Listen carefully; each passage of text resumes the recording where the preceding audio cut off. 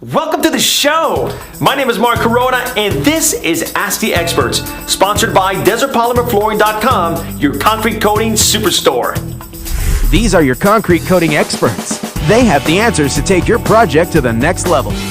Meet Charles LaSalle, an expert in concrete coatings with over 25 years of experience as an innovator in applications and an authority in polyurethanes, epoxies, metallics, and floor preparation. Charles LaSalle is an industry leader. Meet Mark Corona, an entrepreneur and an on-air personality with over 20 years of experience in the entertainment business, known to his radio fans as Kid Corona. The whitest Mexican you'll ever meet makes him the perfect host to introduce you to the innovative world of concrete coatings. Welcome to another exciting episode. This week, we're going to be talking about sealers. Now, something I know very little about, but obviously this man here knows it all, and I am interested, and it's something that you're going to be interested in. So, obviously, from what we have here is a lot of sealers. Yes, so, I got to ask you, Chuck, what are sealers? Sealers, simply put, they're there to protect. Okay. And beautify. So they offer a lot of different things. They're beautification, protection, chemical resistance. There's a lot of great things about sealers. Is sealer the thing that protects from like scratches or tire marks or things like that? Is that what that is? That's part of it. Okay. Yeah, yes. Okay. Sealers can do a couple different things. Not only can they protect, beautify, but they can enhance the color that people put on the garage floors or decorative overlays. Right. So there's a lot of different things that sealers can do. So obviously that's probably why there are so many of them. Yes. So why don't we start off with which one? You want to start with this first? This is Acryseal. Okay. Yes. What is Acryseal? Acryseal is an economical single component acrylic polymer, Okay. and it is easy to use. It's acetone thin, VOC compliant, and because it's a single component, it's economical but you can get on the job, get it done quickly, usually with 1 to 2 coats, depending on the project that you're sealing off. Okay. So when you say single component, I'm assuming it's just it's called single because you just open it up, lay it down, apply it, Yes, it's ready to yes. go. It's not a cross-linked material like some of these other materials we'll be talking about. Gotcha. So it doesn't have the higher performance values that some of these materials will show. Okay. Our next one here is our Polyurethane 250. Okay. This is the most popular product here in the desert. Okay. We sell more of this acrylic urethane than any product we have in stock. Poly 250 being a low viscosity product, and it can be thin with acetone, and being the 2 component, again, you have that cross-linking, you have a stronger membrane, stronger sealing capability, and is clear, non-yellowing, and can go on almost any surface. Okay. I've heard of UVRs. Do these take UVRs, or do they already have it inside? That's a great question. Okay. And Polyurethane 250 already has a UV protectant. Okay, so it's already in there. Yes, it's already inside of it. Okay. So you don't have to worry of it ever yellowing because it is an acrylic urethane. They don't yellow like some of the other products could without a UV protection. And by yellowing, you're talking about the surface itself, right? Like if you're putting chips down, or if you're doing metallic and things like that. Gotcha. Yes. Okay. Yeah. I mean, you could see an ambering effect over the years if you use a product from someone else who doesn't have a UV stability, or they try to use a clear epoxy on something. You know, they will all yellow epoxy. Very interesting. Yes. I love that already. What is our next one here?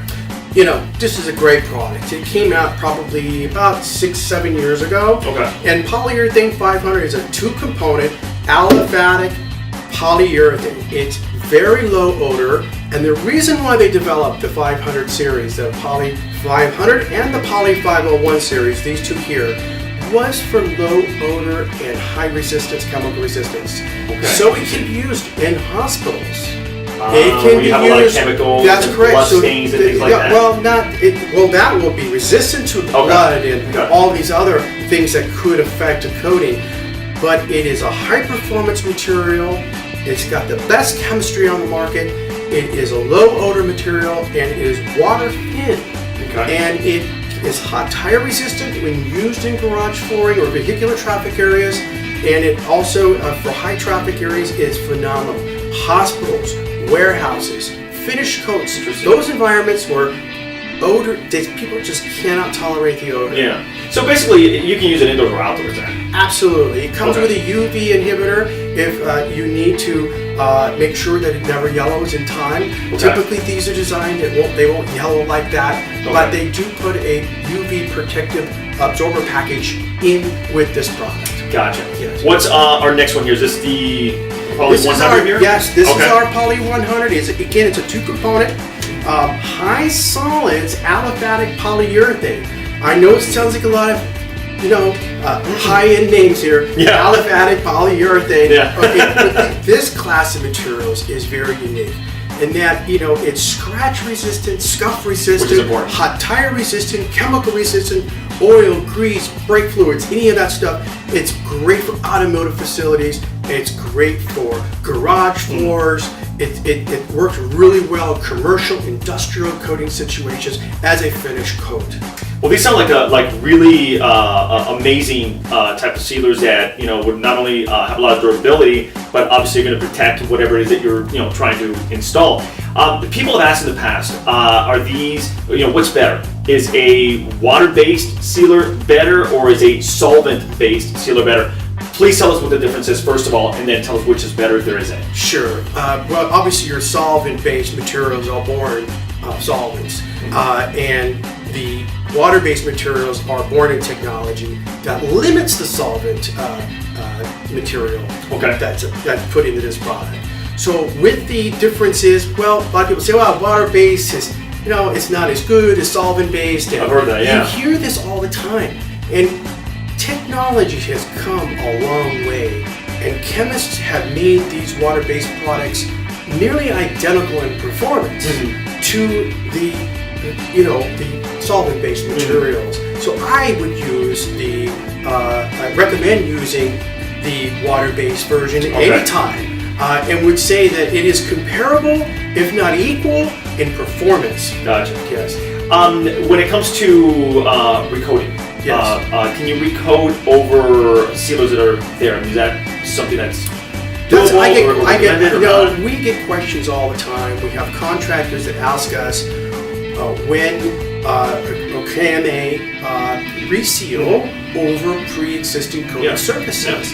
There's a lot of talk out there about that, and these sealers have been designed that if you scuff sand them, you could recoat them indefinitely. Recoat over that material indefinitely. Okay. Yes. Okay. The interesting thing is with the Acryseal, this single component acrylic polymer can be resealed over itself indefinitely with minimal prep. Okay. With minimal prep. Along with the Poly 250, it can also be applied with minimal prep, just washing it. You don't even really need to abrade it, and this can recoat over itself indefinitely.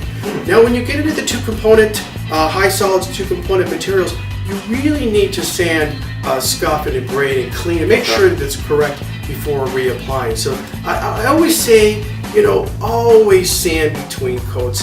That's Makes like sense. the rule of thumb. Yeah. If you don't understand what chemicals can work with the next chemical, Yeah. so it's always good, just as a safety measure, just go ahead and do it. So what happens, say that a sealer was to fail, what happens in a situation like that? Well, it depends on the failure. Usually if a sealer failures, there's a reason behind that failure. It can be poor preparation, whoever put that sealer down before the contractor getting on the new job. It could be poor application, surface prep didn't prep it good enough. It could be a surface contaminant. It could be oil, grease, something that whoever put that sealer down didn't check for, or didn't clean good enough, or sand well enough. And there could be an intercoat adhesion problem too. If that surface is not prepped right, you can find many sealers failing, regardless of how good they are. If the surface isn't right, it's not prepped correctly, you can really get into some trouble. So basically, I mean, if you just break it all down, it's a variety of things that can cause a lot of things. fail. Yes, you can go anywhere from, again, some contaminant on the surface, moisture issues underneath the slab could cause it, and also, a product that doesn't have a UV absorber and the sun's beating on it, it can also wear that away. It also depends on the quality of the sealer that you use. If you use a low-end sealer or an economic sealer, they tend not to hold up as well as our high-end, high-performance materials that we carry here. Which makes a lot of sense. Yeah. In talking about failures, and obviously these are high performance sealers, but talking about failures at the same time, are you able to recoat over those failures, or do you have to go and redo the whole thing? You know, the rule of thumb is if you see a failure in one area, it's probably going to happen in another area, unless it's so small and so isolated that it's just kind of one of those things Yeah. where, I can fix it. So yeah, you could repair it if it's done, but if it's happening in 2, 3, or 4 areas in different parts of your project,